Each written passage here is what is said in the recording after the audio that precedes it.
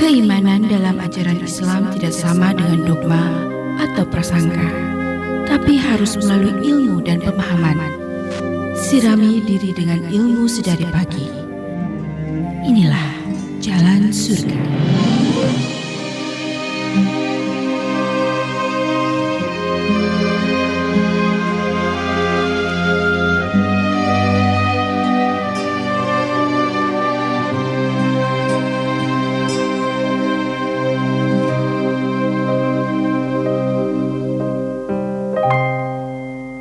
Innal hamdalillah nahmaduhu wa nasta'inuhu wa nastaghfiruh wa na'udzu billahi min syururi anfusina wa min sayyiati a'malina may yahdihillahu fala mudhillalah wa may yudlilhu fala hadiyalah. Asyhadu an la ilaha illallah wahdahu la syarikalah wa asyhadu anna Muhammadan abduhu wa rasuluh, amma ba'du. Alhamdulillah, salatu wassalamu ala rasulillah. Asyhadu an la ilaha illallah wahdahu la syarikalah wa asyhadu anna Muhammadan abduhu wa rasuluh.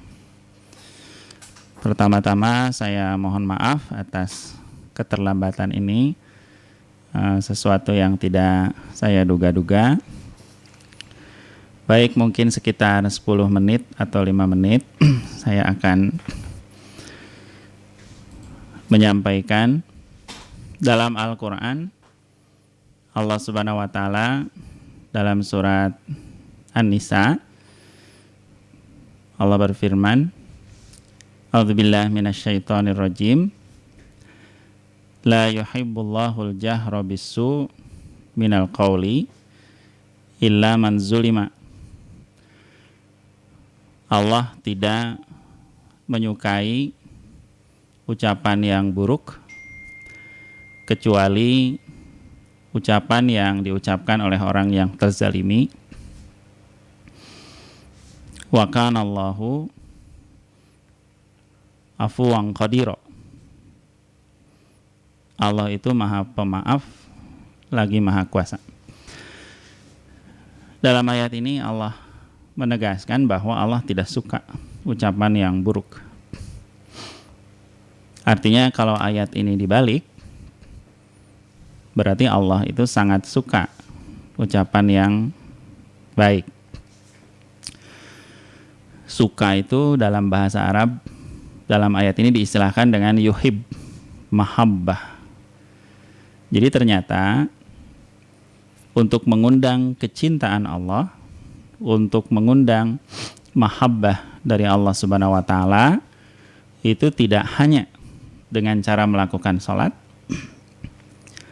tidak hanya dengan cara melakukan ibadah-ibadah ritual, tetapi juga dengan cara membiasakan mengucapkan kata-kata yang baik. Dengan kata lain, ucapan yang baik itu adalah ucapan yang mengundang kecintaan Allah. Ucapan yang tidak baik adalah ucapan yang mengundang kebencian Allah. Jadi ketika saya umpamanya berbicara dengan a'ajiz dengan kata-kata yang baik, itu sebetulnya menurut ayat ini, ucapan baik yang saya ucapkan tersebut bukan hanya untuk menyenangkan a'ajiz, tapi juga untuk membuat Allah senang, untuk membuat Allah cinta. Sebaliknya, apabila saya berbicara dengan seseorang dengan ucapan yang buruk, sesungguhnya bukan hanya orang itu yang tidak suka, tetapi Allah Subhanahu wa Ta'ala juga tidak suka. Nah, pada zaman sekarang, ucapan itu tidak harus lewat mulut, tetapi juga bisa lewat tulisan. Karena tulisan itu juga satu arti dengan ucapan. Dengan demikian maka ucapan yang baik itu mengundang cinta Allah, tulisan yang baik mengundang cinta Allah.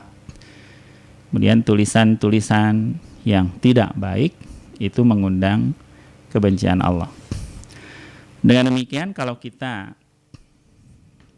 mendengar istilah taqarrub, mendekatkan diri kepada Allah, bagaimana supaya Allah senang dan cinta kepada kita? Ternyata mendekatkan diri kepada Allah itu bukan hanya dengan ibadah-ibadah ritual. Salat adalah taqarrub, itu betul. Saum adalah taqarrub, itu betul. Tapi kalau kita melihat ayat ini, ternyata mengucapkan kata-kata yang baik juga adalah salah satu bentuk taqarrub ilallah, mendekatkan diri kepada Allah. Sebaliknya, mengucapkan atau menuliskan ucapan atau tulisan yang buruk, yang tidak sesuai dengan syariat agama, sesungguhnya itu adalah perbuatan dan tindakan yang sedang menjauhkan dirinya dari Allah Subhanahu wa taala. Untuk itu, maka kalau misalnya kita berniat mengisi waktu dengan ibadah, nah salah satunya adalah dengan membiasakan mengucapkan kata-kata yang baik, itu juga adalah ibadah. Dan mengucapkan kata-kata yang baik ini ternyata proyeknya adalah menyenangkan Allah. Kalau proyeknya menyenangkan Allah, berarti kita tidak perlu memilih-milih orang untuk berkata baik. Kepada atasan ucapan kita baik, kepada bawahan tidak baik. Kepada tetangga ucapan kita baik, tapi kepada suami istri ucapan kita tidak baik. Tidak, karena ucapan yang baik adalah proyek menyenangkan Allah Subhanahu wa taala. Kalau ucapan baik itu adalah proyek menyenangkan Allah, berarti kepada siapapun kita berkata, kepada siapapun kita berbicara, kepada anak, kepada cucu, pada santri, murid, orang tua, ibu, bapak, suami, kakak, adik, siapa saja. Sepanjang itu adalah ucapan yang baik, maka ucapkan. Mungkin itu saja sebagai tambahan dari materi yang tadi disampaikan oleh Ustadz Aziz. Anissa, ya abdi teh. Ya sekedapnya Pak. Ayatnya deh. Mohon Pak. Lain ayatnya. Ayat 148 Pak. Oh iya iya. Iya Ustadz tadi ditaruhkeun nya dina surat Toha. Saya para Ustadz kemudian sapaduakeun idhab ila fir'auna innahu tagha qala rabbi shrahli sadri wa yassir li amri wahlul 'uqdatam min lisani wa yafqahuna qawli. Sama saya itu kumaha cenah aya cenah ai sagustadna lantaran mustaminat nyebutkeun amin-aminan ai mana horeng cenah ju mana geura ini ka fir'aun saya kira tinggal kita wangan. Jadi cenah mustamit teh dianggap ieu fir'aun cenah lantaran umatna tengah tos amin-aminan pincak kumaha ya secara tafsir lah kan. Saya teh di patosana yang keseueur ustad-ustad di golongan hadiyin NU nya kitu lantaran mustamina terang amin-aminan apa teh surat menghadap ke Fir'aun gitu.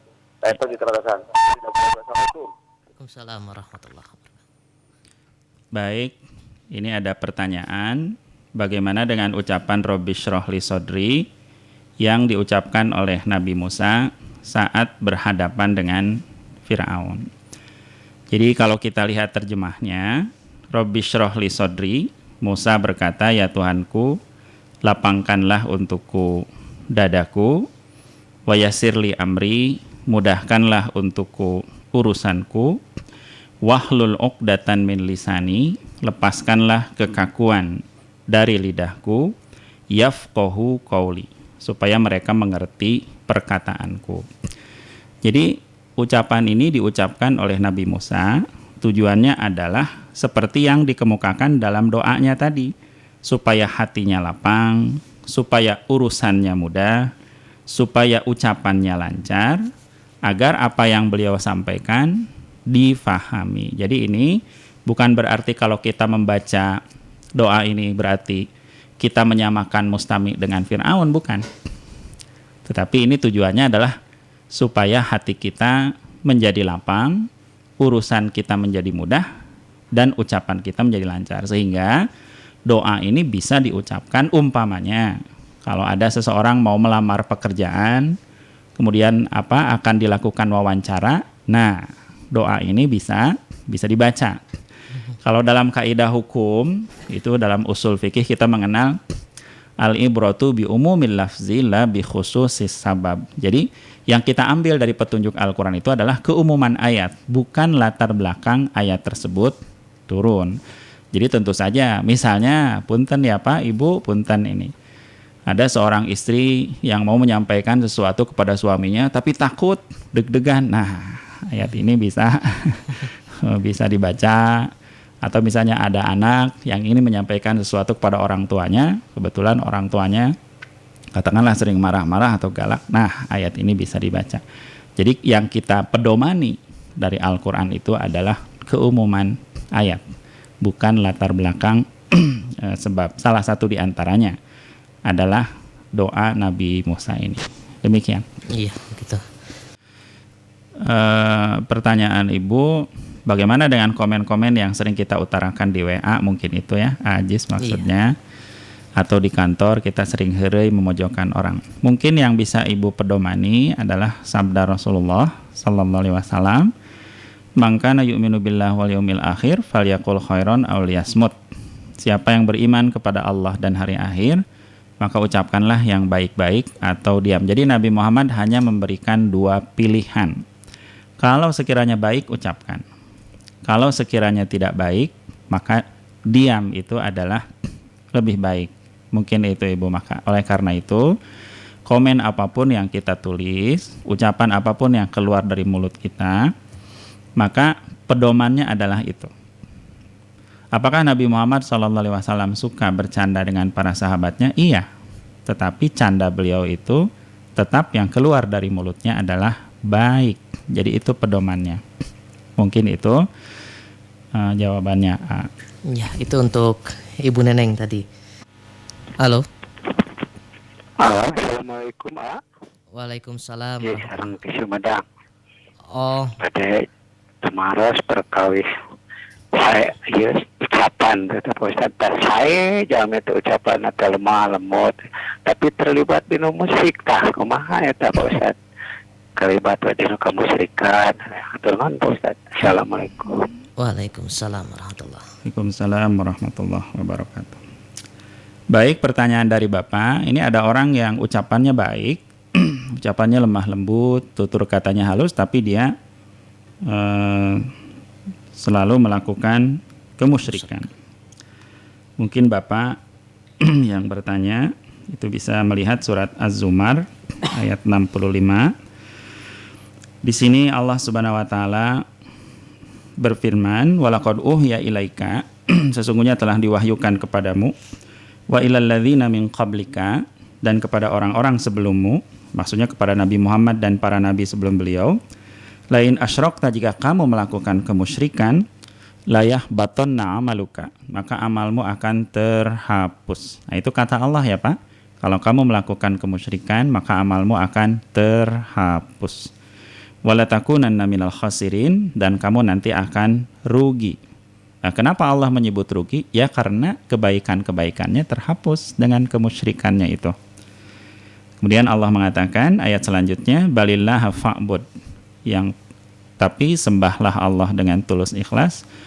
Maksudnya jangan melakukan kemusyrikan, wakum minasyakirin, dan jadilah kamu termasuk orang yang bersyukur.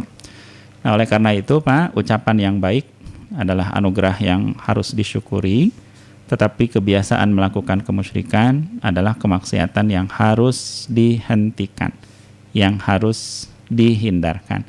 Karena kata Allah itu bisa berakibat menghapus amal. Mungkin saya bisa memberikan contoh yang lain, Pak.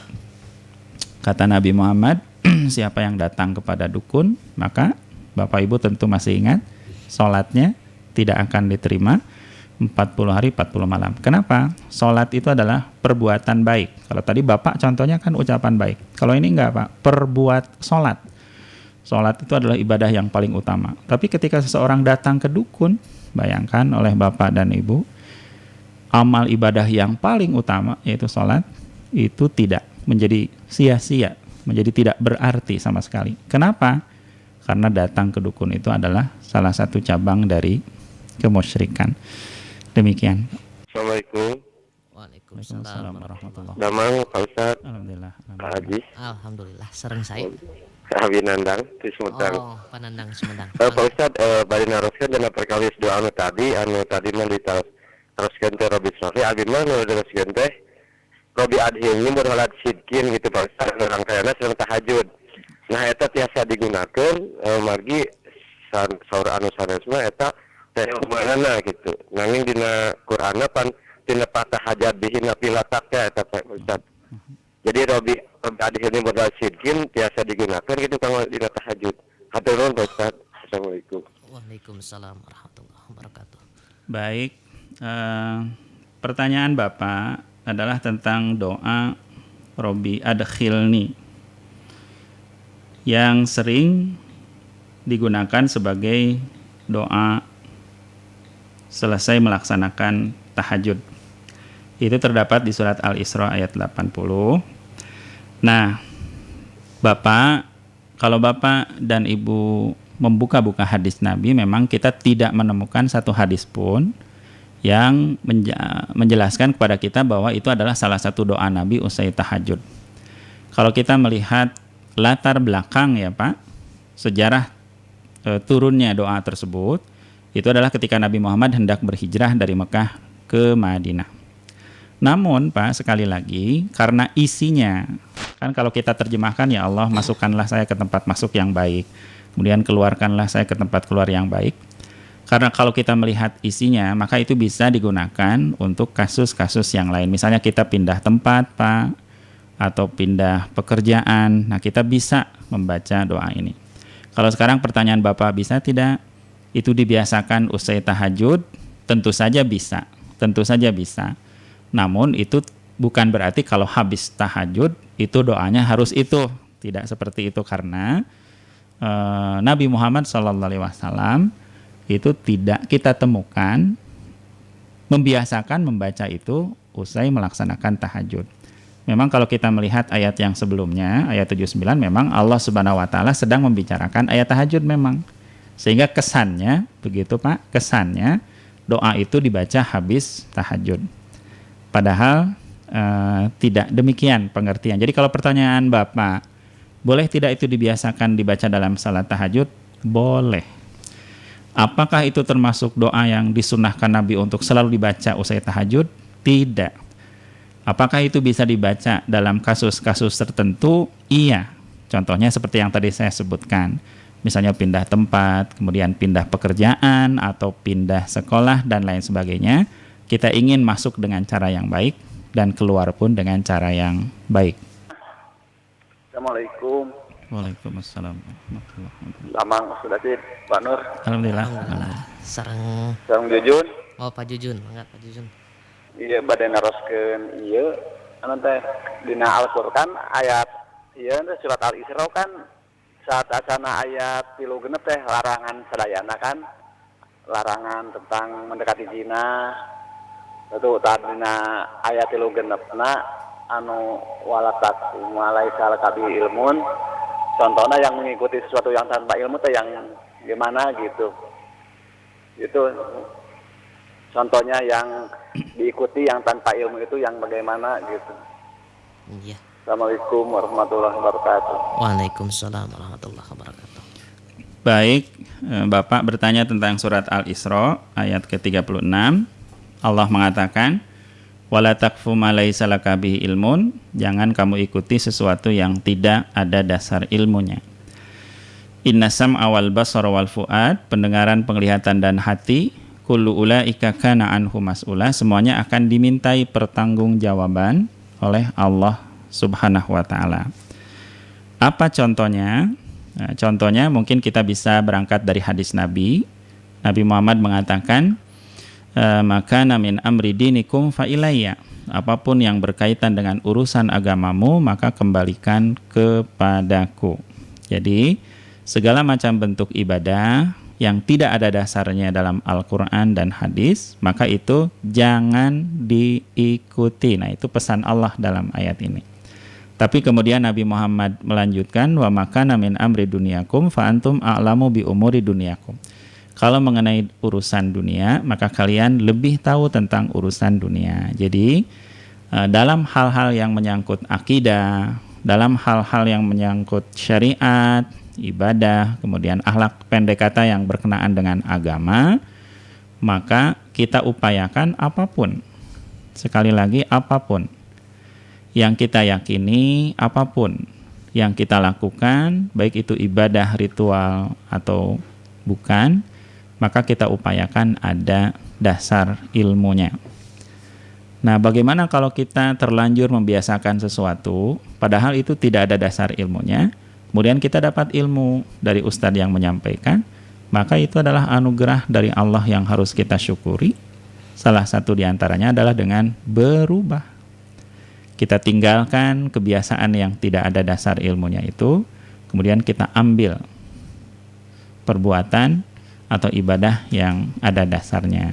Oleh karena itu, baik ayat ini maupun hadis Nabi yang tadi, ditambah hadis Nabi yang populer ya Pak, man amila amalan laisa alaihi amruna fahuwa raddun, siapa yang melakukan suatu perbuatan yang tidak ada dasarnya dari kami, maka perbuatan itu tertolak. Mungkin kalau Bapak meminta contoh, saya sebutkan salah satu contohnya saja. Misalnya tentang ini ya, tentang puasa di hari Rabu Wekasan misalnya. Nah, itu kan sesuatu yang populer ya Pak ya. Tapi kita cari dari hadis-hadis Nabi yang sahih, ternyata kita tidak menemukan itu. Maka pesan Allah, jangan ikuti. Gitu. Baik. Assalamualaikum warahmatullahi wabarakatuh. Waalaikumsalam. Nah, Mang Aji, sekarang Ustadz Nur. Mangga. Alhamdulillah. Kumaha Ya, Pak JK? Iya Pak Ustadz, perkawis kehidupan tadi Pan. Jadi segala kegiatan kita kan itu terutama untuk ibadah kepada Allah Subhanahu wa taala. Artinya mulai dari pagi sampai sore apapun yang kita lakukan harus berupa ibadah. Jangan sampai walaupun kita terkendalikan oleh nafsu, kadang-kadang Pak Ustadz ya namanya manusia di perjalanan seperti di tengah kota, seperti kejadian yang di media sosial di Jakarta, pakai kerudung tapi akhirnya dia terpancing oleh sikap petugas yang kurang bersahabat mungkin, sehingga melakukan hal-hal yang di luar itu kan di luar kendali imannya mungkin Pak Ustadz ya. Sehingga keluarlah sifat aslinya gitu ya. Nah itu gimana itu sebenarnya Pak Ustadz, orang-orang yang begitu, padahal sehari-harinya kadang-kadang mereka itu sendiri secara agamis, secara ini baik. Nah, untuk mengendalikan hal-hal yang begitu dalam suasana yang saat ini, nggak di Jakarta aja Pak Ustadz, di Bandung juga kan sekarang itu, aduh macetnya, alhamdulillah mindalik, apalagi daerah saya ini kalau udah lewat jam 8, jam 7 itu sudah malas mau kendaraan, bagusnya jalan gitu, lebih cepat jalan kelihatan. Nah itu untuk menyikapi hal-hal yang begitu bagaimana Pak Ustadz yang harus kita lakukan? Baik. Ya. Makasih Pak Ustadz. Sama-sama. Mudah-mudahan sehat Pak Ustadz. Kemarin Ustadz pahami ya Jis ya? Mohon Pak JK, mohon. Ya ini telepon baru bener lagi, teleponnya ngadat wae udah hampir 2 minggu dilaporkan ini aja. Mohon, Ya. mohon. Mohon penjelasannya Pak Ustadz. Matur nuhun. Assalamualaikum warahmatullahi wabarakatuh. Waalaikumsalam warahmatullahi wabarakatuh. Baik Pak, ini Allah Subhanahu wa taala berfirman dalam surat Ali Imran ya Pak. Dalam surat Ali Imran ketika menjelaskan tentang ciri-ciri orang yang bertakwa, yang diawali dengan wasari'u itu ya Pak ya. Wasari'u, bersegeralah untuk mendapatkan surga dan ampunan Allah, yaitu surat Ali Imran ayat 133, di mana surga yang luasnya meliputi langit dan bumi itu oleh Allah Subhanahu wa taala disediakan untuk orang-orang yang bertakwa. Kemudian Allah menjelaskan Pak ciri-cirinya. Ciri-cirinya yang pertama kata Allah, alladzina yunfikuna fis sarra'i wad dharra, yaitu orang yang berinfak baik di kala lapang maupun di kala sempit.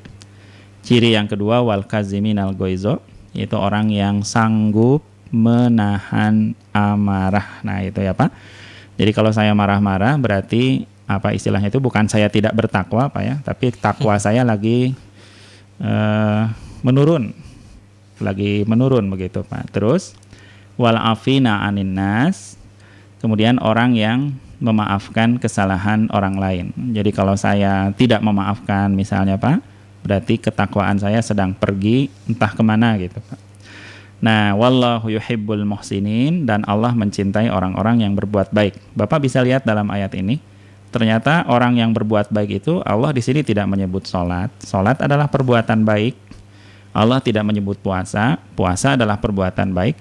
Tapi Allah hendak mengingatkan kita bahwa ada perbuatan baik yang lain yang juga harus kita perjuangkan, yaitu berinfak, menahan amarah, itu juga adalah ibadah.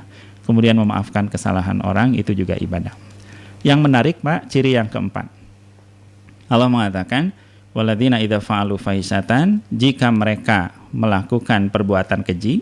Siapa ibu, bapak yang dimaksud mereka yang melakukan perbuatan keji di sini? Ayat ini masih menjelaskan ciri orang yang bertakwa. Jadi orang yang bertakwa juga bisa Pak melakukan perbuatan keji, au dzalamu anfusahum, atau menzalimi diri mereka sendiri. Tapi apa selanjutnya?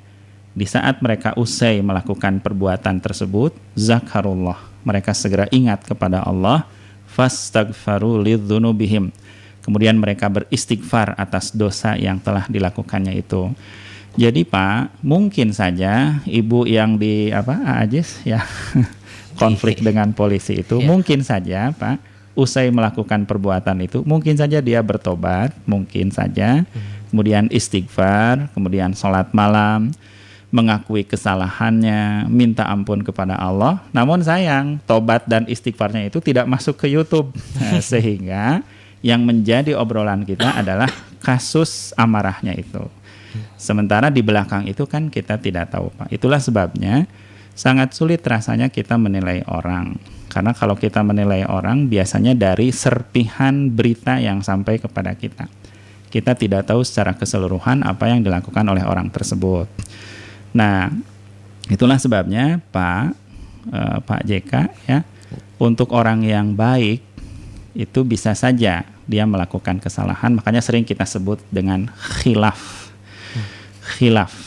Jadi nanti yang kita lihat adalah apa setelah itu. Kalau setelah itu kemudian dia menyesali perbuatannya, dia bertobat, kemudian dia berjanji kepada Allah tidak akan mengulangi perbuatannya itu, maka alhamdulillah bahwa perbuatan marah-marah itu tidak sesuai dengan apa yang Allah pesankan dalam ayat tadi.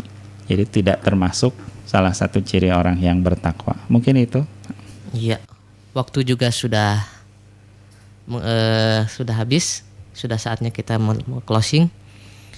Mungkin dari Ustaz ada yang ingin disampaikan Ustaz? Baik. Berangkat dari pertanyaan Pak JK tadi, bahwa segala sesuatu itu adalah ibadah, maka dilanjutkan bahwa segala sesuatu itu bernilai ibadah kalau kita niatkan ibadah. Nabi Muhammad mengatakan innamal a'malu biniat, bahwa amal itu sangat bergantung kepada niat. Oleh karena itu keseharian kita kalau kita niatkan ibadah, insya Allah akan bernilai ibadah. Mungkin saya bisa memberikan contoh. Misalnya istri membikinkan kopi untuk suami, itu kan sesuatu yang biasa sebenarnya, sesuatu yang sehari-hari, tapi akan menjadi luar biasa kalau itu diniatkan sebagai ibadah. Kemudian suami mencari nafkah, itu adalah sesuatu yang biasa sebenarnya, dilakukan oleh semua suami yang bertanggung jawab, tapi ketika itu dilakukan oleh suami dengan niat ibadah, maka akan berubah menjadi ibadah. Oleh karena itu, kalau segala kebaikan kita niatkan ibadah, maka insya Allah bekal ibadah kita, insya Allah akan banyak. Itulah sebabnya Nabi Muhammad berpesan, la tahqironna minal ma'rufi syai'a, jangan pernah meremehkan perbuatan baik sekecil apapun. Walau antal akhaka biwajhin thaliq, walaupun sekedar bertemu dengan saudaramu dengan wajah yang berseri. Wajah yang berseri itu apa? Kan sesuatu yang sebenarnya sering dipandang oleh orang sesuatu yang tidak bernilai. Padahal ternyata kata Nabi itu adalah sesuatu yang sangat bernilai, sesuatu yang remeh tapi bisa melahirkan kebaikan. Kalau kita tidak mengambil kebaikan yang kecil-kecil dan tidak kita niatkan sebagai ibadah, maka nanti kita pulang menghadap Allah menjadi miskin kebaikan. Bahkan yang paling tersebar, paling banyak yang kita temukan dalam hidup kita, adalah kebaikan-kebaikan yang kecil-kecil itu.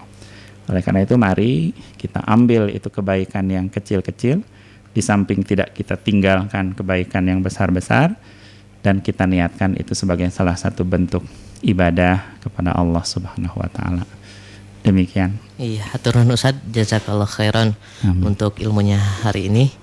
Mudah-mudahan benar-benar bermanfaat bagi kita dan kita mampu mengamalkannya. Kita tutup saja. Aku qauli hadza wa astaghfirullah li wa lakum. Assalamualaikum warahmatullahi wabarakatuh. Terima kasih Soib Kosmo telah mendengarkan Jalan Surga. Semoga keimanan kita terhadap Allah Subhanahu wa taala bisa terus bertambah.